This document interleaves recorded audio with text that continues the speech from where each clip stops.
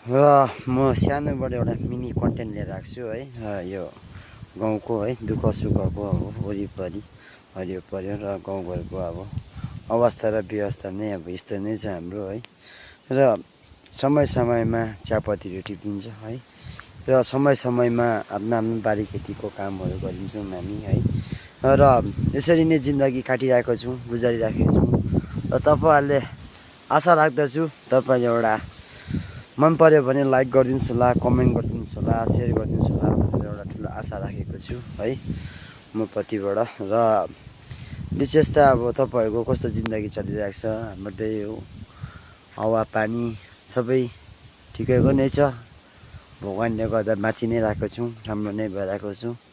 सबैलाई पनि राम्रो नै भएर जाओस् भन्ने एउटा ठुलो राखेको छु। र तपाईँहरूलाई धेरै धेरै धन्यवाद।